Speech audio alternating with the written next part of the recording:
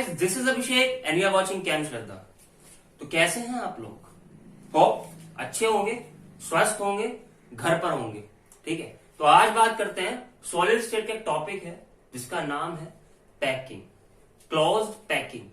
तो पैकिंग क्या होती है उसके बारे में बातचीत करेंगे हम लोग। और आपको पता है कि जो सर है वो एक स्टोरी नरेट करेंगे पहले, उसके बाद में टॉपिक की स्टार्टिंग करेंगे। पहले प्रैक्टिकली रिलेट करेंगे लाइफ से कि इस चैप्टर को कैसे प्रैक्टिकली रिलेट कर सकते हैं हम अपनी डेली लाइफ से।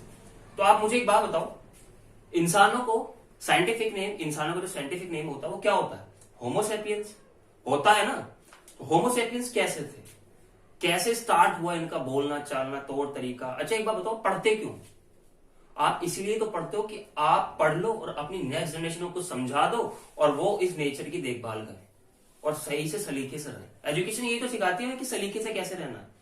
तो इसी चीज को रिलेट करूंगा मैं क्लोज पैकिंग से। तो बात करते हैं इसी के बारे में। अब पहली बात क्या है कि इंसानों ने ना हर चीज को अपने अकॉर्डिंग ढाल लिया है। ये तो बात आप भी सहमत होंगे कि इंसानों ने हर चीज को अपने अकॉर्डिंग ढाल लिया है। आप कुछ भी चीज ले लो, ये अपने अकॉर्डिंग सेट कर लेते हैं। पहले लेंथ कैसे नापी जाती थी? 1 इंच को ऐसे नापते थे थंब के एक्सप्रेशन से। 1 थंब यानी कि 1 इंच। ठीक है, 1 फुट यानी कि एक आपने फुट रखा तो 1 फुट उसे नापे जाते थे। लेकिन इसमें क्या क्या एरर्स आए? आपने यूनिट एंड मेजरमेंट में पढ़ा होगा 11th क्लास में कि क्या क्या इसमें चेंजेस आए कि जो फुट होता था वो अलग अलग इंसान का अलग अलग होता था। मीटर ये होता था, ये भी अलग अलग इंसानों का अलग अलग होता था। तो उसमें बहुत सारे एरर्स आने लगे। तो एक ऐसा यूनिट सिस्टम आया, सिस्टम ऑफ इंटरनेशनल यूनिट। इसे मेरे ख्याल से फ्रेंच में बोलते हैं सिस्टम ऑफ इंटरनेशनल यूनिट। वहां पे टी को टी बोलते हैं फ्रेंच में। अब क्या बात स्टार्ट हुई, हमने हर चीज को अपने अकॉर्डिंग सेट करा। तो बच्चों को इस चैप्टर में सबसे ज्यादा कंफ्यूजन ये होती है कि यार हम इसे एटम कंसिडर करें या यूनिट सेल कंसिडर करें। हमें ये पता नहीं होता कि हम इसे, अगर मान लो हमारे पास में सर कभी तो ये बना देते हैं एटम, ठीक है, ऐसे ऐसे सर ने 4 एटम बना दिए और कभी कभी में बता देते यूनिट सेल में कंसिडर करना है। तो हम ना कंफ्यूज होते जा रहे हैं। सर हमें ये कंफ्यूजन ना आप क्लियर आउट कराओ। तो कंफ्यूजन क्लियर आउट कराने के लिए एक बात है, अगर मैं इन सारे एटम्स की रेडियस को आपस में मिला देता हूं तो किसका फॉर्मेशन होगा? स्क्वायर का फॉर्मेशन होगा। किसका फॉर्मेशन होगा? स्क्वायर का फॉर्मेशन होगा। तो भाई कुछ नहीं है, अगर मैं रेडियस से रेडियस मिला रहा हूं एटम की, अगर मैं एटम की रेडियस से रेडियस मिला रहा हूं तो इसका मतलब क्या है? मैं आपको स्क्वायर बता रहा हूं या क्यूब अगर बोल रहा हूं या क्यूबॉइड अगर बोल रहा हूं या मैं टेट्रागोनल बोल रहा हूं या हेक्सागोनल बोल रहा हूं, अगर मैं ये सब चीजें बोल रहा हूं तो इसका मतलब मैंने एटम की रेडियस से रेडियस मिला के जो शेप बन रही है उसके बारे में बातचीत कर रहा हूं। लेकिन अगर मैं सिंपल एटम बोल रहा हूं तो वहां पे एटम की बात चल रही है, मॉलिक्यूल की बात चल रही है पर्टिकुलर। लेकिन अगर मैंने रेडियस से रेडियस मिला दिया तो उसकी शेप बनती है जैसे क्यूब की। आप क्यूब ही तो पढ़ते हो यूनिट सेल के अंदर। तो ये आपका होप्स आपको क्लियर आउट हो गया कंफ्यूजन। तो अब बात करते हैं पैकिंग के बारे में। तो पैकिंग, किसी चीज को पैक करना, तो कैसे मैनर में पैक कर सकते हैं? आपके पास में 10 कंचे हैं, तो आप कैसे कैसे लगा सकते हो? 3 4 5 6 7 8 9 10 इस मैनर में लगा सकते हो। दूसरा मैनर क्या रहेगा? 1 2 3 4 5 6 7 8 9 10 इस मैनर में लगा सकते हो। 3D में कैसे लगा? तो ये कौन सी शेप हो गई? ये वाली। इसके बारे में बाद में करेंगे। उसके बाद में कैसे लगा सकते हो? 1 2 3 4 5 6 अब इसके ऊपर रखना स्टार्ट कर दो। 7 8 9 10 ऐसे स्टार्ट करा आपने लिखना। ठीक है, तो कुल मिला के पैकिंग को हमने कितने चीजों में तोड़ लिया? टोटल पॉसिबल आउटकम कितने बन रहे हैं? या तो ऐसे लगा सकते हैं या 2D में लगा सकते हैं, 3D में लगा सकते हैं। तो एनसीईआरटी में क्या टॉपिक दिया? Close packing in 1 dimension. तो हमें पहले से किस चीज में लगाना है? 1 डायमेंशन में। तो कंफ्यूजन मैंने क्लियर आउट कर दिया क्या कि बच्चे इसमें एटम्स पढ़ेंगे हम लोग। जब हम क्लोज पैकिंग पढ़ेंगे तो टोटली एटम्स के बारे में पढ़ने वाले, इसमें क्यूबिकल स्ट्रक्चर्स भी आने वाली है। लेकिन कंफ्यूजन क्लियर आउट करने के लिए मैंने आपको बता दिया, अगर रेडियस से आप रेडियस मिला के बात करो तो मैं वहां पे क्यूबिक बोलूंगा। अगर मैं रेडियस की बात करूंगा, किसी की इनकी रेडियस मिला के बात कर रहा हूं, तो वहां पे कौन से स्ट्रक्चर बोलूंगा? क्यूबिकल स्ट्रक्चर बोलूंगा या स्क्वायर स्ट्रक्चर बोलूंगा, हेक्सागोनल वाली स्ट्रक्चर बोलूंगा। लेकिन अगर मैं एटम की बात करूं तो उस टाइम पे मैं एटम की ही बात कर रहा हूं। ठीक है, तो होप आपको क्लियर हो गया होगा। तो इसका मतलब ये है कि क्लोज पैकिंग 3 चीजों में हो सकती है, 1 डायमेंशनल, 2 डायमेंशनल एंड 3 डायमेंशनल। तो 1 डायमेंशनल क्या होगी, 2 डायमेंशनल क्या होगी, 3 डायमेंशनल क्या होगी, इसके बारे में बात करते हैं हम लोग। तो टॉपिक डालेंगे close packing in one dimension. आपको पता है कि क्लोज पैकिंग कितने पार्ट में डिवाइड हुई है एनसीईआरटी के अंदर? एनसीईआरटी नहीं है, हुई 3 पार्ट में डिवाइडेड है। आपको 3 ही डायमेंशन पता है आपको अभी भी। तो क्या है क्लोज पैकिंग। टॉपिक क्या है हमारा आज लोगों का? आज का क्लोज पैकिंग। तो क्लोज पैकिंग कितने पॉसिबल आउटकम्स में हो सकती है? पहला 1 dimension, second 2 dimension and third one is 3 dimension.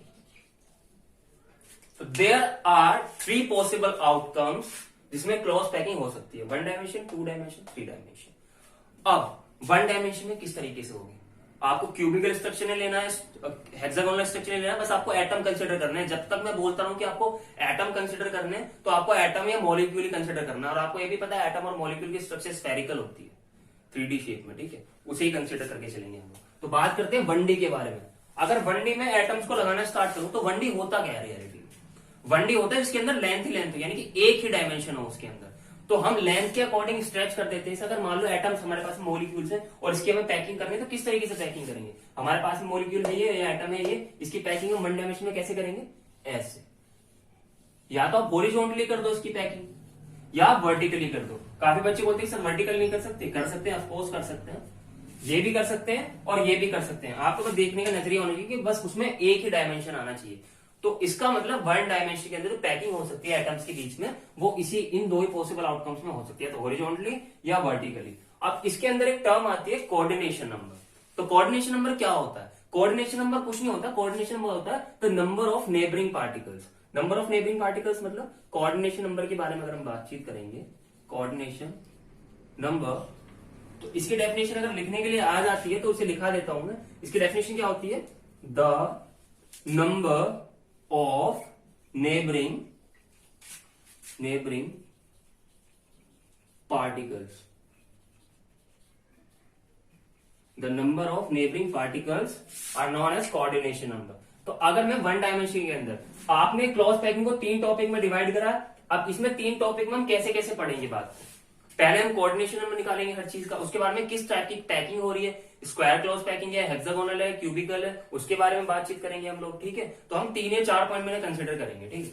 तो इसमें कोऑर्डिनेशन नंबर कितना होगा? अगर मैं इसकी बात करता हूं इसका कोऑर्डिनेशन नंबर कितना होगा? डेफिनेशन पे जाइए, the number of neighbouring particles. तो इसका कोऑर्डिनेशन नंबर कितना होगा इस वाले एटम का? तो इसका कोऑर्डिनेशन नंबर हो गया 2। आप देखो इसके आजू बाजू में बस 2 ही एटम लगे हुए, तो इसका कोऑर्डिनेशन नंबर कितना हो गया? 2, ठीक है? तो इसमें कोई सी भी शेप नहीं बन रही, तो इसका नाम बस यही होगा। 1 डायमेंशन क्लोज पैकिंग के अंदर यही पॉसिबल हो सकता है। तो एनसीईआरटी में इतना ही दिया हुआ बता दिया मैंने, ठीक है? उसके बाद में क्या बात करते हैं हम लोग? उसके बारे में बात आती है 2 डायमेंशनल क्लोज पैकिंग कितने पॉसिबल आउटकम्स में हो सकती है, उसके बारे में बात करते हैं, ठीक है? तो 2 डायमेंशनल, साथ के साथ वीडियो में कभी नोट नहीं करना है। वीडियो को पॉज करके तब नोट करना है। पहले समझो, उसे फील करो, जैसे कहते हैं ना मन में ही फॉर्मूला बनाओ, आनंद कुमार जी का। तो ऐसे मन में फॉर्मूला बनाओ और तब इसे फील करो, फिर उसके बाद में लिखना स्टार्ट करो। होप सो आपको क्लियर हो गया होगा। अब 2 डायमेंशन के बारे में बात करते हैं। 2 डायमेंशन में कितने पॉसिबल आउटकम्स हो सकते हैं? अब मैं 1 डायमेंशन से आपको सारी चीजें क्लियर आउट कराऊंगा। इसमें 1 डायमेंशन के अंदर से सारी चीजें क्लियर आउट करूंगा। कैसे? 1 डायमेंशन में कैसे लगाता है एटम? ऐसे लगे थे एक ही डायमेंशन में। लेकिन 2 डायमेंशन में क्या होगा? लगेंगे 1 डायमेंशनली, लेकिन 2 डायमेंशन कितनी डायमेंशन होती है? 2। तो लेंथ तो होगी, ब्रेथ और आ जाएगी इसकी। अब इन्हें बोलते हैं लेयर्स। ये जो एटम्स लगे हैं ना सीरीज में, इन्हें बोलते हैं लेयर्स। तो मैंने ए टाइप की लेयर ली है, बस ए टाइप की लेयर ली, इसे इसके नीचे लगा दिया। तो एक पॉसिबल आउटकम क्या होगा कि मैंने इसी लेयर को जस्ट इसके नीचे प्लेस कर दिया, तो ऐसी पैकिंग फॉर्म होगी, ऐसे एटम्स लगेंगे। अब देखो, अब ये एटम से अब मैं बात करने वाला हूं उसके रेडियस के बारे में। अगर मैं इस एटम का कोऑर्डिनेशन नंबर निकालूं तो कितना आता है? देखो 1 2 3 4। तो कोऑर्डिनेशन में क्या होता है? Number of neighbouring particle. तो इस वाले एटम के नंबर ऑफ नेबरिंग पार्टिकल्स कितने होंगे? 4। अब बच्चे कहां पे कंफ्यूज होते हैं? बच्चे कहते हैं सर इसका कोऑर्डिनेशन नंबर कितना होगा? इसका हमें बताओ। सर इसका तो 2 ही कोऑर्डिनेशन नंबर होगा, ये तो अलग हो गया कॉन्सेप्ट। अबे भाई 2 कोऑर्डिनेशन नंबर नहीं होगा इसका भी 4। मैंने इतने पॉसिबल आउटकम बनाए, ये इतना आगे भी होगा, इतना इधर भी होगा, इतना नीचे भी होगा, इतना ऊपर भी होगा। 2 डायमेंशन ये फैला हुआ है चारों दिशाओं में, ठीक है? 4 डायरेक्शन में। तो कोऑर्डिनेशन नंबर इसका कितना हो गया? 4। अब रेडियस के बारे में बातचीत करते हैं कि स्क्वायर और यूनिट सेल और क्यूबिक यूनिट सेल कब आती है प्ले में, ठीक है? अगर मैं इस वाले इन जितने भी कोऑर्डिनेशन नंबर निकल गया 4, इन पास के आइटम्स को अगर इनकी रेडियस से मिलाना स्टार्ट कर दूं तो एक स्ट्रक्चर फॉर्म होगी। स्ट्रक्चर कैसी होगी, जब रेडियस से रेडियस मिलाएंगे, ये भी आर है, ये भी आर है, ये भी आर है, ये भी आर है, फिर 2r हो गया, ये भी 2r हो गई, तो सारे साइड सेम है, तो किसका फॉर्मेशन हो गया, स्क्वायर का फॉर्मेशन हो गया। इसलिए 2 डायमेंशनल क्रॉस पैकिंग में अगर लेयर ए टाइप की लगी हुई है, सारी की सारी ए टाइप की लेयर्स लगी हुई है, तो उसे क्या बोलेंगे, square close packing, square closed packing, square closed packing. तो इसका कोऑर्डिनेशन नंबर कितना हो गया, 4।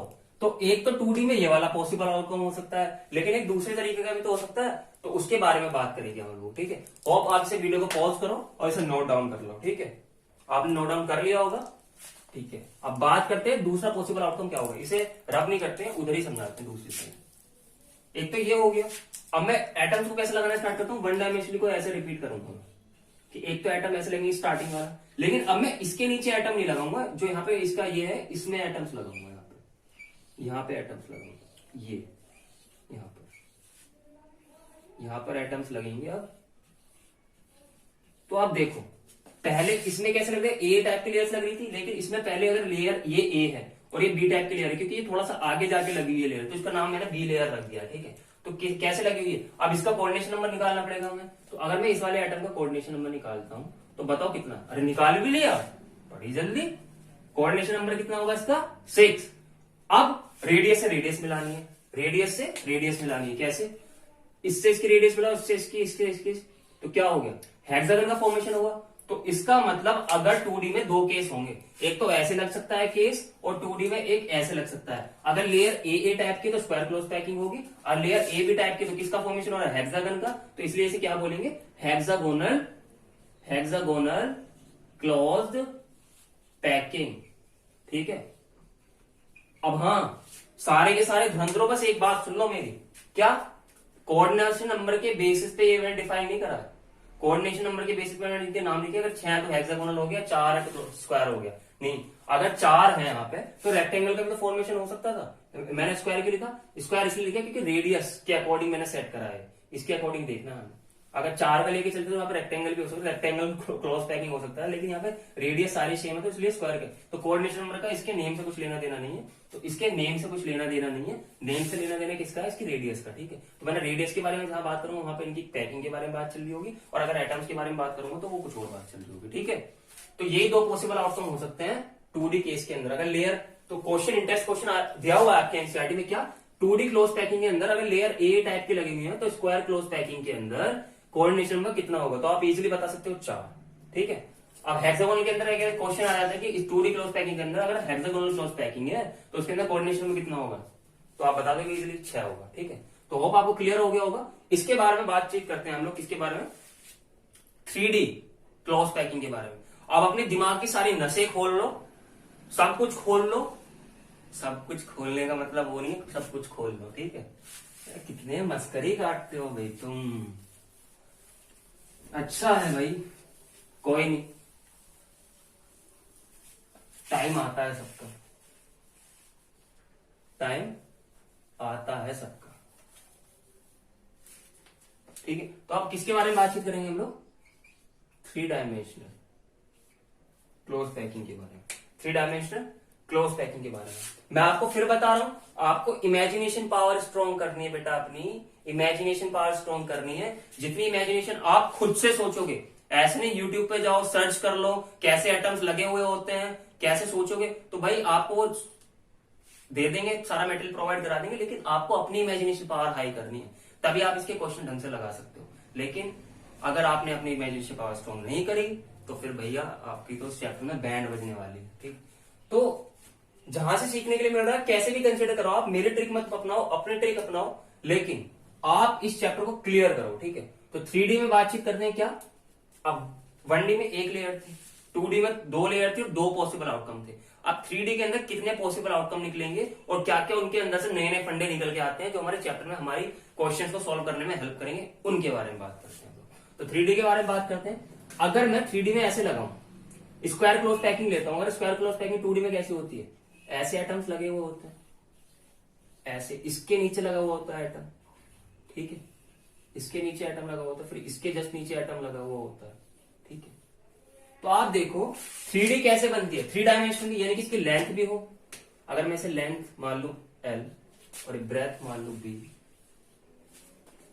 तो क्या होगा, ये लेंथ और ब्रेथ हो गई, तो एक हाइट भी तो चाहिए हमें, 3D में 3 डायमेंशन होने चाहिए, तो लेंथ भी होगी ब्रेथ भी होगी, कि हमें पर्टिकुलर हाइट भी चाहिए, तो हमें इसके ऊपर एटम लगाने स्टार्ट करने पड़ेंगे।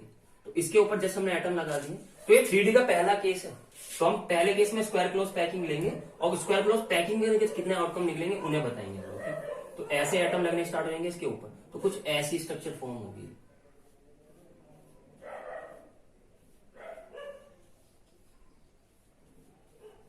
ऐसे तो आइटम लगे होंगे। अब सर कोऑर्डिनेशन नंबर भी तो बताना था आपको, पहले वाले में अपना कोऑर्डिनेशन नंबर बताया था, इसमें बताओ कोऑर्डिनेशन नंबर कैसे होगा। अब आप 2D में देखो तो कोऑर्डिनेशन नंबर कितना होता है 4, लेकिन इसके अंदर कितना होगा 1 2 3 4, और एक एटम इसके पीछे भी तो लगा हुआ होगा। जब इसके ऊपर हमने लगाने स्टार्ट करें, एक एटम इसके पीछे भी लगा हुआ, इसके ऊपर भी लगा हुआ, तो इसका कोऑर्डिनेशन नंबर कितना हो गया 6। इसी चक्कर में इसे हम क्या बोलते हैं, simple cubic closed packing in 3 dimension. कैसे, हमने सारी की सारी लेयर कितनी है, ए टाइप की लेयर है। तो अगर क्वेश्चन ऐसा आता है बोर्ड के अंदर क्या, कि सारी की सारी आपकी लेयर्स हैं ए टाइप के, स्क्वायर क्लोज पैकिंग से आपने 3 डायमेंशन कन्वर्ट करा है, तो उसका नाम क्या होगा, तो नाम क्या होगा सिंपल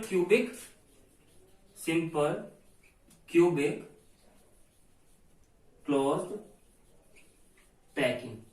अब क्यूबिक मतलब एटम्स की बात नहीं है, क्यूब आ रहा है, तो क्यूब क्या, अब रेडियस वाला फंडा सर ने बताया, तो मिला दोगे रेडियस, कैसे मिलाएंगे, अगर मैं इन सारे एटम्स की रेडियस मिलाना स्टार्ट कर दूं, तो ये कुछ ऐसे ऐसे बन जाएंगे, तो क्यूब का फॉर्मेशन होगा। यहाँ पे क्यूब का फॉर्मेशन हो रहा है, तो क्यूब का फॉर्मेशन है, सिंपल क्यूब बन रहा है, तो इसका मतलब क्या होगा, सिंपल क्यूबिक क्लोज पैकिंग होगी, जिसका कोऑर्डिनेशन नंबर क्या होगा 6। तो ये तो हो गया 3D का पहला केस जो हमने स्क्वायर क्लोज पैकिंग से निकाला है। अगर हम हेक्सागोनल का केस लें 3D के अंदर ही, तो क्या क्या चेंजेस आएंगे इसके अंदर, उसके बारे में बात करते हैं हम लोग। ठीक है, पढ़ लो, देख लो, संवार लो, सज लो, पर पढ़ो इसे। ठीक है, तो रब कर दो इसे मैं, अब एक कर ही लिया होगा तुमने, तो तेज हो पूरे। ठीक है, तो अगर मैं क्यूबिक की बात करूं तो रेडियस से रेडियस मिलाना है आपको, बस इतना ध्यान रखना, और आपके चैप्टर में बल्ले बल्ले धुआं बनाने वाले हो इस चैप्टर का फिर। ठीक है, और सबसे ज्यादा मजा तो तब आएगा जब इसके न्यूमेरिकल्स लेंगे हम लोग, क्योंकि न्यूमेरिकल्स क्या अप्रोच रखनी है हमें न्यूमेरिकल्स के अंदर, उसके बारे में बताऊंगा, अभी नहीं बता रहा। ठीक है, सारे अभी बता दोगे क्या सर। अब 3D के अंदर अगर हम हेक्सागन का केस लेते हैं, कौन सी, अगर 2D की हमारी ए बी वाली लेयर आ जाती है, अगर मान लो ऐसे ले लेते हैं हम, ऐसे होता, हम इसके ऊपर से लगाना स्टार्ट कर रहे हैं 2D में हेक्सागन के अंदर, यहाँ पे इसके डिस्पर्सन में, डिप्रेशन में, यहाँ पे ऐसे तो लगाना स्टार्ट करते थे। अब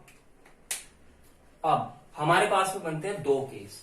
सबसे ज्यादा कंफ्यूजन क्रिएट होती है, आप अगर कुछ भी काम कर रहे हो घर पर इस टाइम पर, तो सब कुछ छोड़ दो, इस पर फोकस करो कैसे करना है। अब हेक्सागोनल की हमने शेप बना ली, और ये ए टाइप की लेयर है, और ये है हमारी बी टाइप की लेयर। कौन सी टाइप की लेयर, ए टाइप की, बी टाइप की, फिर ए टाइप की रिपीट हो रही है, फिर बी टाइप की आ जाएगी यहाँ पर बी टाइप की फिर से आ जाएगी ये आगे।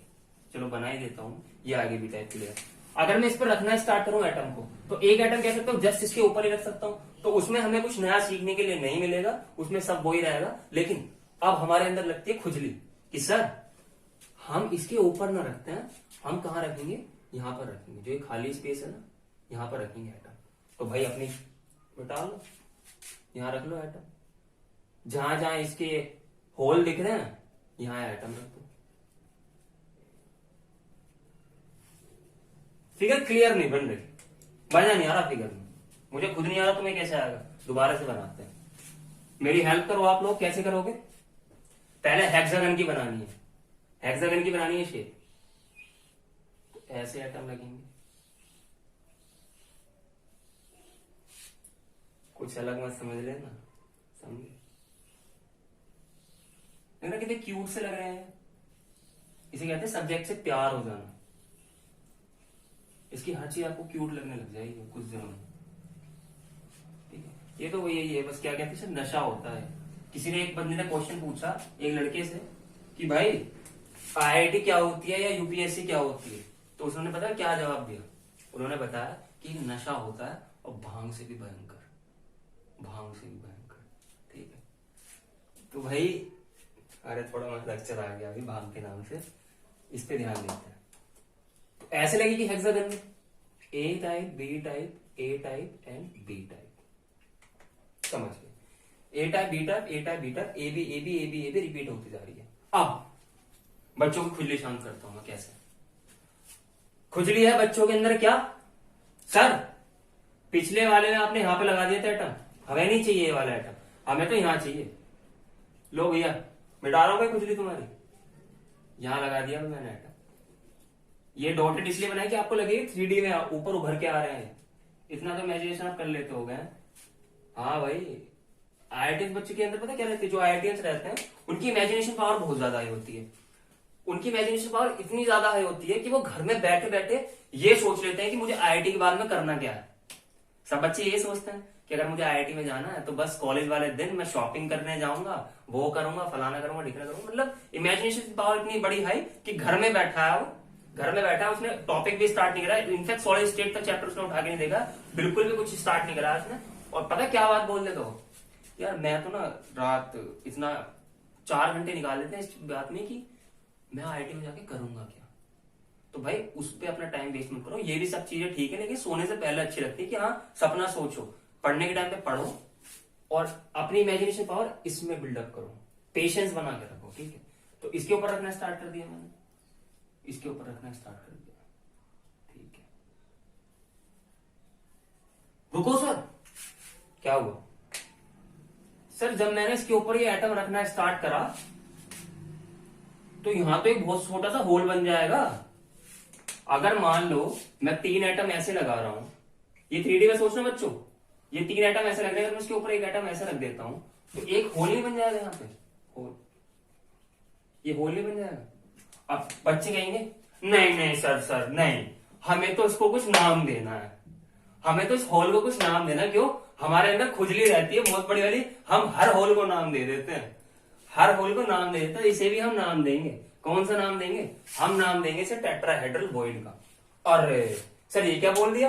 टेट्राहेड्रल वॉइड होता क्या है सर, ये तो बताओ आप मुझे। वॉइड सुना सुना सा लग रहा है। जब मैंने एक बार खाना खाने के लिए बैठा था सॉलिड स्टेट, मैंने सोचा था कि चैप्टर खत्म करके निपटूंगा, हालांकि मैंने बस एक ही पेज पलटा था, उस पर वॉइड पढ़ लिया था मैंने, तो मुझे समझ में नहीं आता उस टाइम पर। आप क्लियर करा दो वॉइड होता क्या है। वॉइड होता है ये जो आपका यहाँ पे होल बना है, जो खाली स्पेस बना है, फ्री स्पेस बना है यहाँ पर, इसे बोलते हैं वॉइड। यानी कि अगर वॉइड की डेफिनेशन लिखने के लिए आ जाए तो कैसे लिखोगे आप लोग वॉइड की डेफिनेशन? द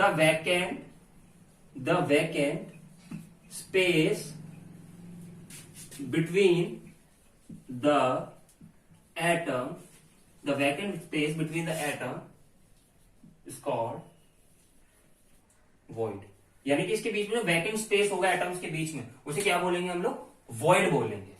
तो इसे टेट्राहेड्रल वॉइड बोल रहे हैं। अच्छा सर ये तो टेट्राहेड्रल वॉइड हो गया, लेकिन आप अगर इस वाले एटम की, ये तो आपने लगा दिया इसके ऊपर, लेकिन यहां पे तो पहले से पीछे एक होल था, उसके ऊपर आपने एक और एटम लगा दिया तो डबल होल बन गए। कुल मिला के यहां तो ये वाला होल था, ऐसे ऐसा कुछ बन रहा था, ऐसी शेप सी बन रही थी इस वाले होल में, ऐसी बन रही होगी ना, एनसीईआरटी में भी ऐसी दिया होगा, लेकिन यहाँ पे कुछ सर ऐसी शेप बनी डबल डबल।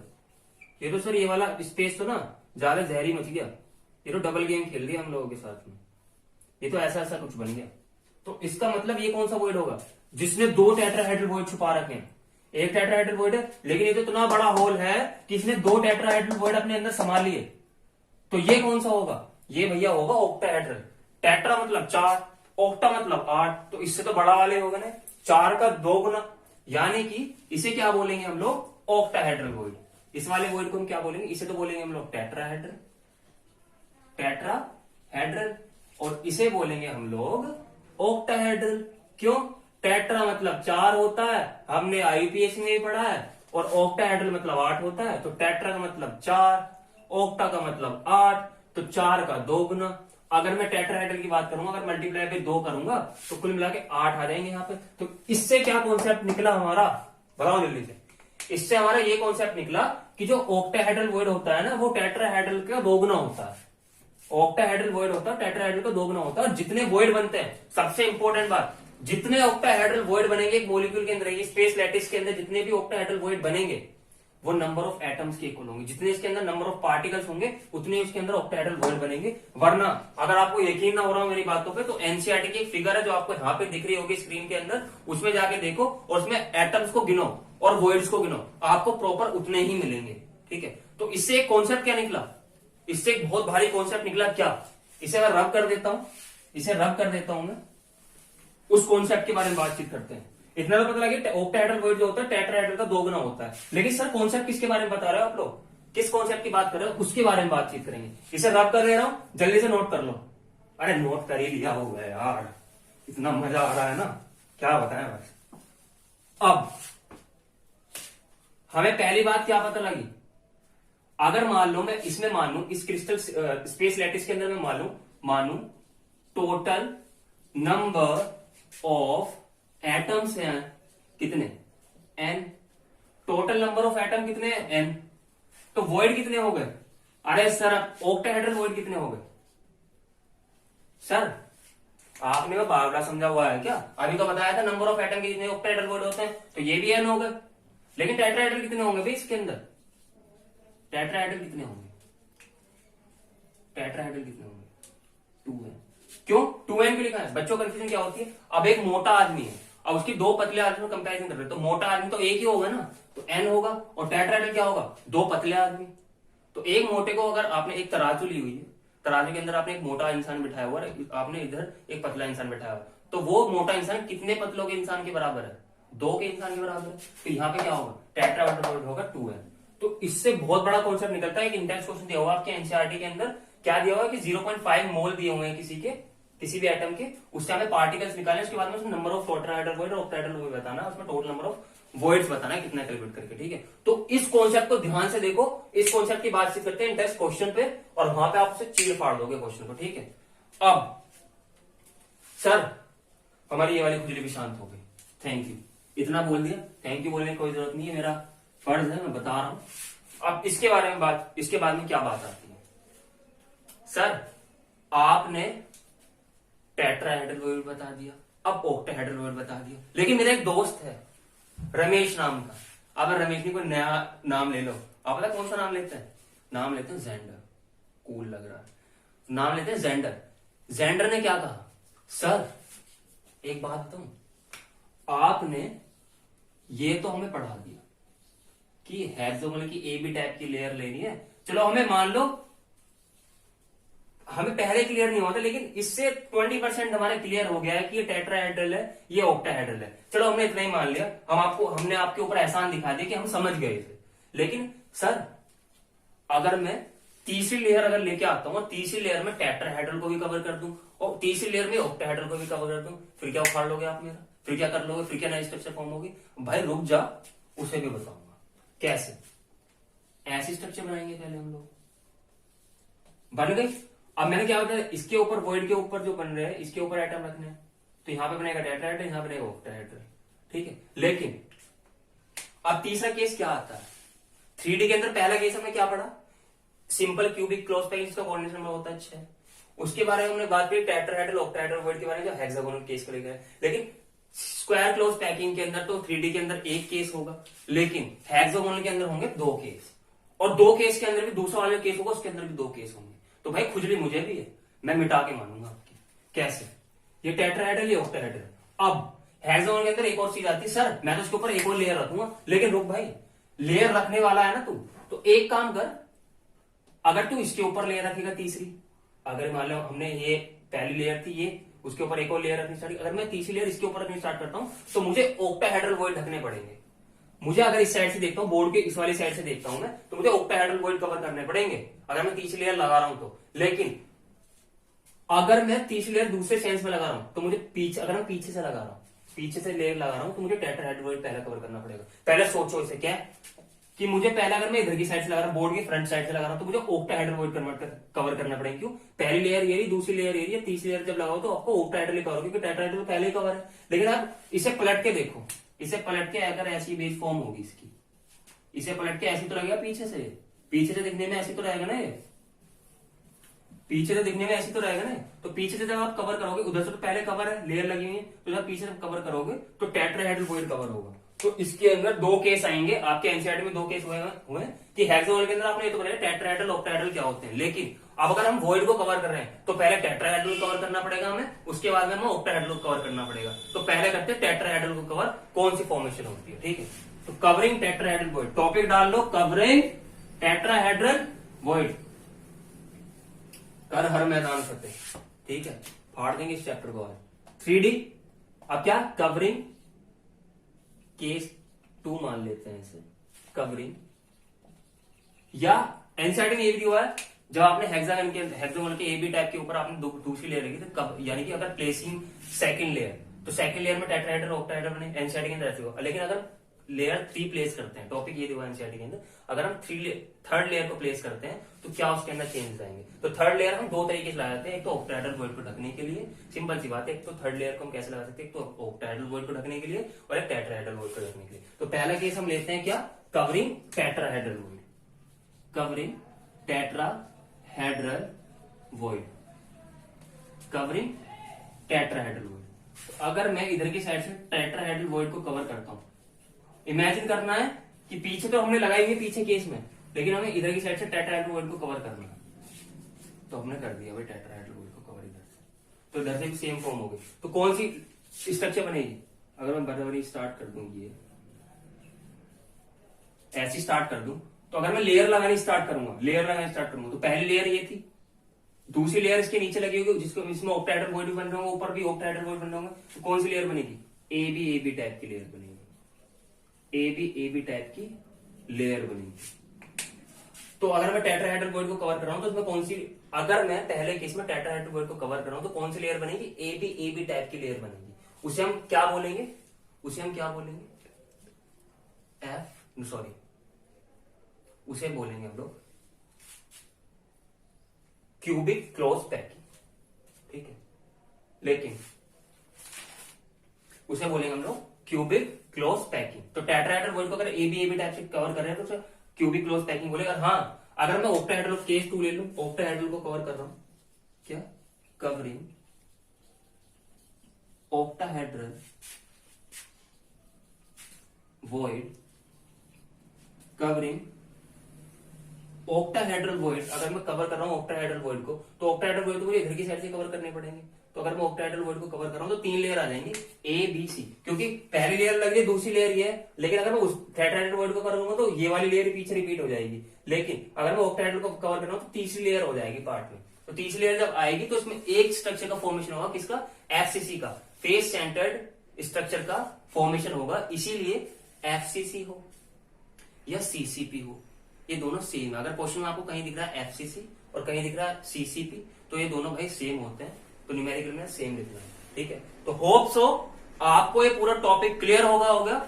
उसके बाद में बात करेंगे हम लोग नेक्स्ट वीडियो में किसके बारे में, पैकिंग इफिशियंसी के बारे में, कितना पैकिंग इफिशियंसी होता है अलग अलग यूनिट सेल के अंदर। क्यों, हमारे सिलेबस में क्या क्यूबिक यूनिट सेल है, हमारे सिलेबस के अंदर कौन सी क्यूबिक यूनिट सेल है, क्यूबिक यूनिट सेल है हमारे सिलेबस के अंदर। और उसके बाद में 3 यूनिट सेल होती है हमारी, उनके बारे में बात करेंगे, अलग अलग टाइप से पैकिंग एफिशिएंसी निकाल लेंगे। लेकिन उससे पहले हम सर आपने कॉन्सेप्ट तो बता दिया, इससे रिलेटेड इंटेक्स क्वेश्चन और करवा दो आप हमें, जो एनसीईआरटी में दिए हुए हैं।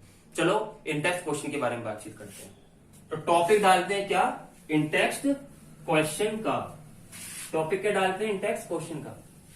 अब भाई एक बात और बता रहा हूं आपको, इस चैप्टर को पहली बार अगर आप कर रहे हो तो मैक्सिमम 20 to 30% आप इसे कवर कर पाओगे पहली बारी में, दूसरी बारी में 50 to 60%, और चौथी बारी में आप जाके इसका 70% आपको इसका ज्ञान होगा, 70 to 80%। इनफैक्ट मैंने बहुत बार चैप्टर पढ़ा है, तभी जाके मुझे नॉलेज हुई है इस चीज की।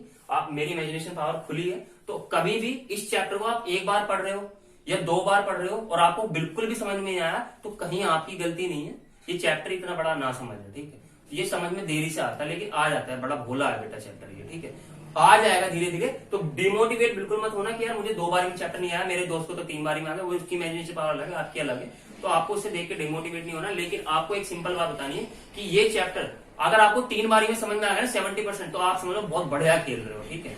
और उसे और इजी बनाने के लिए भाई मैंने स्टोरी नरेट करी है, आप उन्हें देख सकते हो। तो मेरे प्रीवियस वीडियो का लिंक आपको डिस्क्रिप्शन में मिल जाएगा, वहां पे जाकर प्रीवियस वीडियो देख सकते हो कि मैं कैसे स्टार्टिंग करने से पहले स्टोरी नरेट करता हूँ पहले चैप्टर में, ठीक है।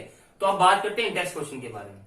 इंटेक्स क्वेश्चन के बारे में टॉपिक डालते हैं क्या, इसे रफ कर देते हैं, बात करते हैं Intex question, in-text question.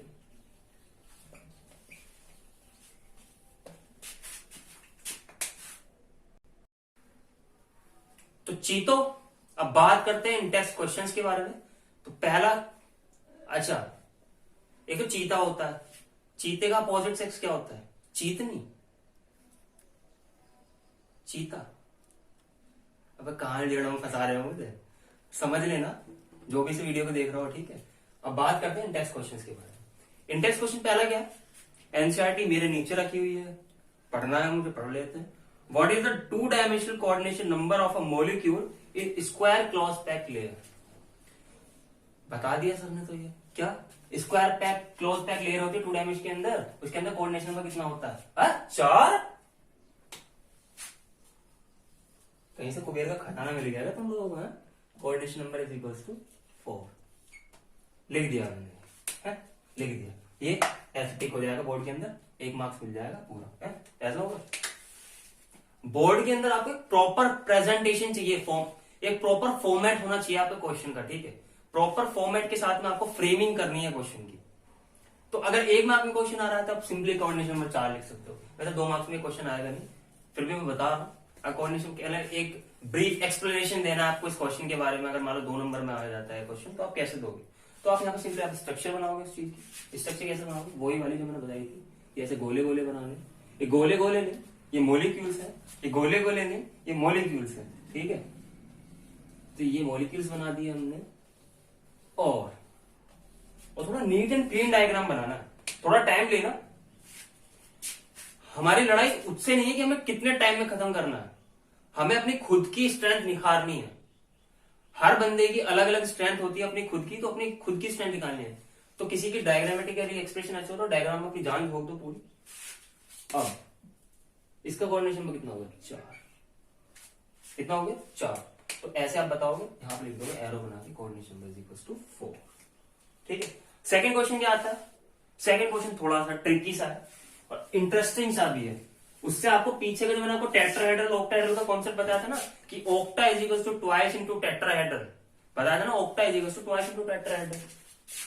Octahedral void is equals to twice into tetrahedral, twice into tetrahedral, इतना बताया था मैंने। तो ये कॉन्सेप्ट याद रखना है। नेक्स्ट क्वेश्चन की स्टार्टिंग करते हैं। क्या, a compound forms hexagonal close pack structure, what is the total number of voids in 0.5 mole of it, how many of these are tetrahedral void. तो क्वेश्चन में आपको जड़ पकड़नी है उसकी। क्वेश्चन की जड़ क्या है, इसमें 0.5 मोल्स दिए हुए हैं हमें, और नंबर ऑफ टेट्राहेड्रल वॉइड बताने की, नंबर ऑफ टेट्राहेड्रल वॉइड इसके अंदर कितने हैं, इसके बारे में हमें बातचीत करनी है। तो टेट्राहेड्रल वॉइड, क्वेश्चन की स्टार्ट, पूंछ पकड़ो इसकी, क्वेश्चन की पूंछ क्या है इस क्वेश्चन की, टेट्राहेड्रल वॉइड। अब टेट्राहेड्रल वॉइड कैसे निकलेंगे, ऑक्टाहेड्रल वॉइड से, फॉर्मूला हमारे पास में है। और ये पता है ऑक्टाहेड्रल वॉइड किसके इक्वल होता है, हमारा नंबर ऑफ पार्टिकल्स के इक्वल, नंबर ऑफ पार्टिकल्स के इक्वल होता है, नंबर ऑफ एटम्स के इक्वल होता है हमारा सारा, क्या, octahedral void is equal to twice into tetrahedral.